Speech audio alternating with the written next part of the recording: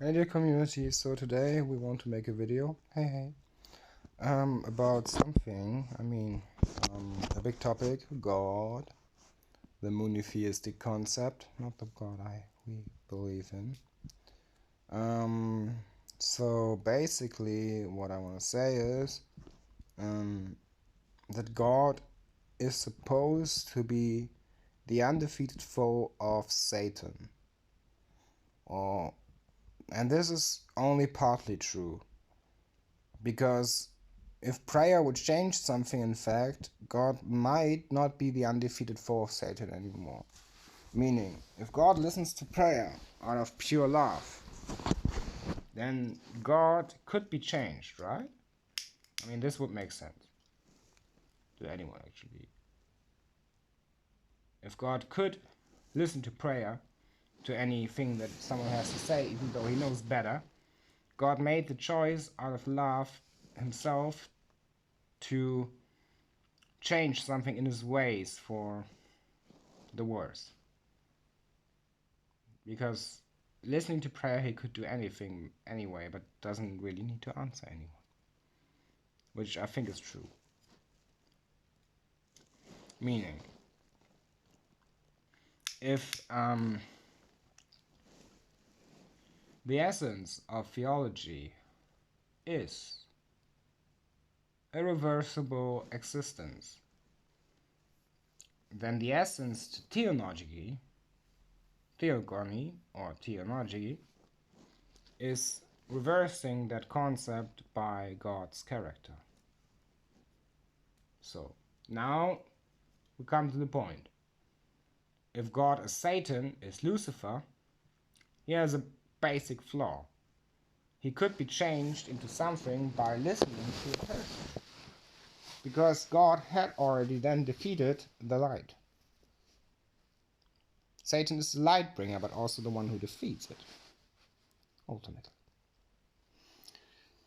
So, because God is the light, right? God is defeated by Satan. Paradise regained. Meaning, if Satan is the bringer of lightning, and the defeater of light, then there's a big problem with him. Like a big one. He could then actually fall by the first fall. Satan wouldn't be defeated, or Lucifer, I don't want to describe him as Satan, I'd rather not do that. I'd rather stick to the concept that Lucifer is not Satan. Meaning,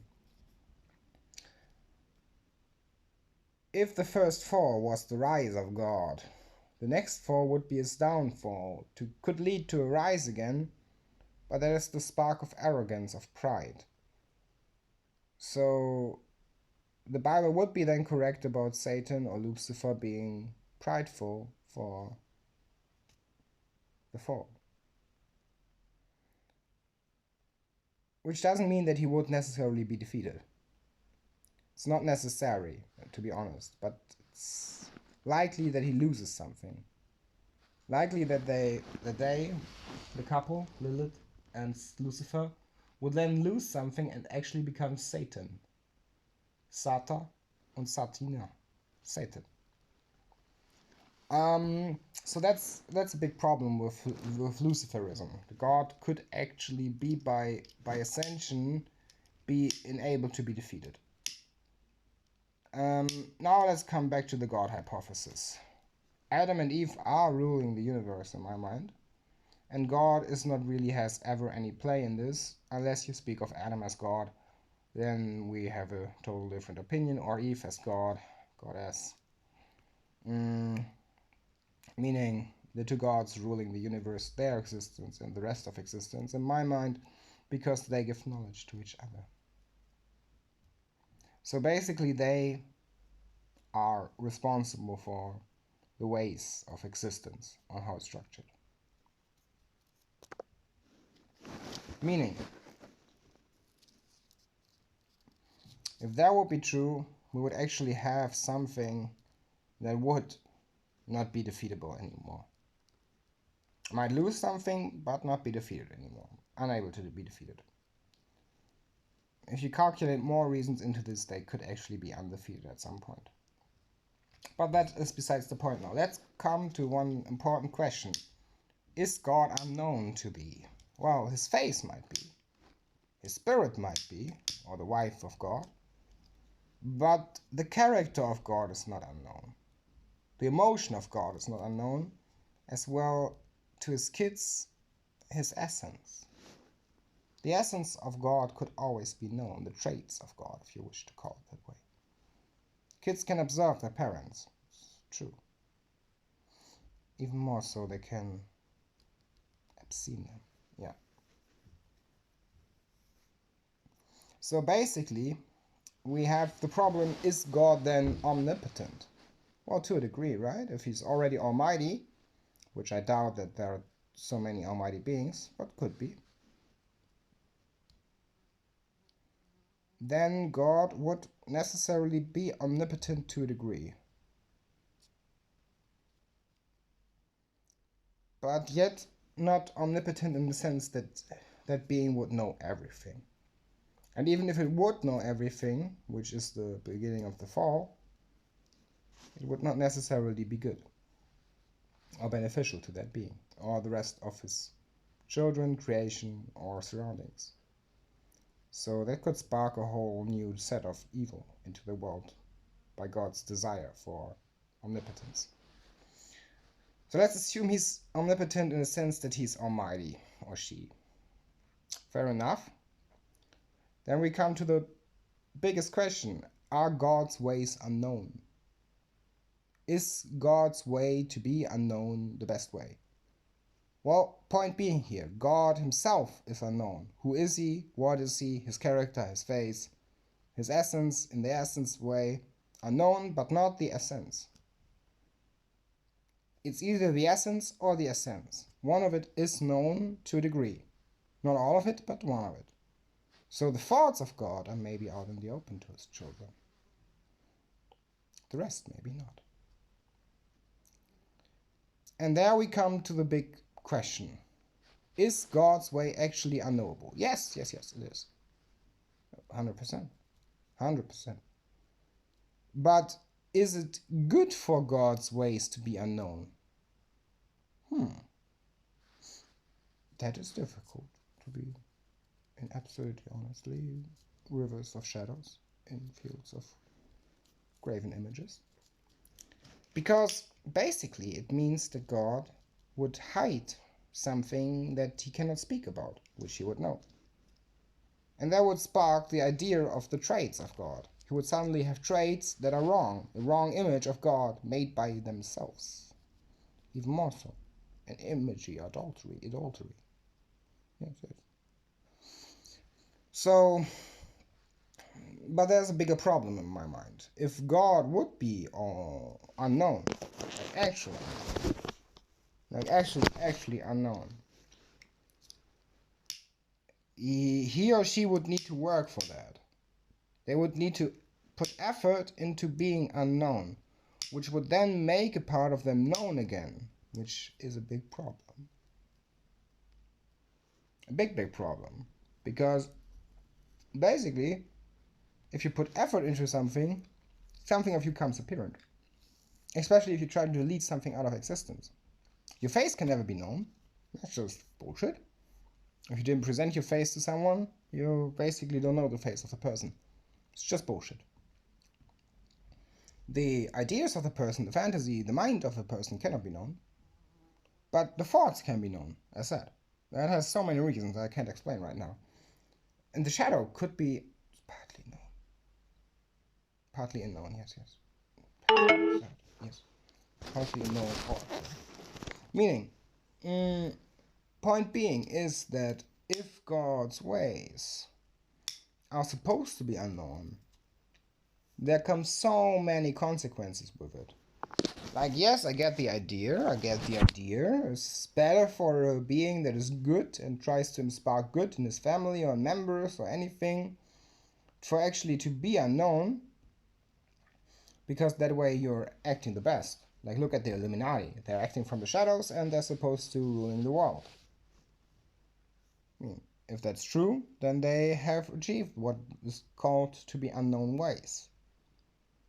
Maybe not that unknown. I think they strive for knowledge, or knowledge to be unsparked in beings. I mean, I think the Illuminati are actually working, if they exist, either as Illuminati towards sacrificial misconceptional Satanism that is sparking horrific evils onto people, or as the Illuminati to enlighten people, but not by personal intervention. That would be wrong, because enlightenment is a way towards enlightenment, to virtue and to Satori, which then reverses itself into an infinite path.